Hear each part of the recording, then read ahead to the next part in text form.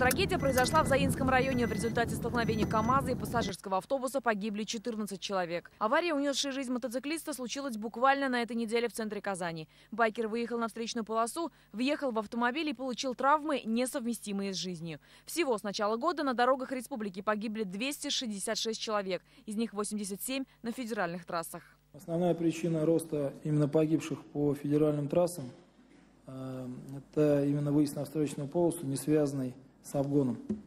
То есть очень много людей, особенно в летнее время, когда перемещаются с юга или на юг, когда едут отдыхать, очень много засыпает и, соответственно, происходит или опрокидывание на обочину, или выезд на полосу для встречного движения. Как раз для профилактики таких ДТП на участках федеральной трассы появились шумовые полосы. При заезде на них машина начинает сильно. Суть в том, что если водитель случайно уснет за рулем и съедет на обочину, вот это вот дребезжание должно его разбудить.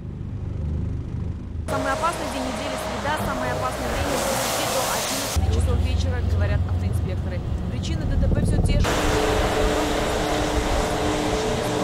Сбивают пешеходов на неосвещенных участках дорог. Обратите внимание на безопасность. В связи с началом школьного сезона поставил задачу Шамиль Гафаров. Я хотел бы услышать, когда вы формировали портфели первоклассникам, вы учли этот вопрос? Да, там был отражающий элемент. Это в части тех, кто, соответственно, участвовал в акции «Помоги собраться в школу». Да. Сделать дороги безопасными значит создать необходимую инфраструктуру. Строятся переходы наземные и подземные, устанавливаются дорожные знаки и столбы освещения. Появляется разметка. Совместно с ГИБДД были разработаны планы мероприятий. Мероприятия включали в себя снижение скоростного режима, изменение схем дислокации дорожных знаков, разметка, устройство искусственного освещения. На сегодняшний день все мероприятия по данным очагам аварийности реализованы в полном объеме. Дисциплинировать водителей призваны и видеорегистраторы. К слову, сейчас в планах республиканского ГИБДД объединить все камеры автодории в единую систему.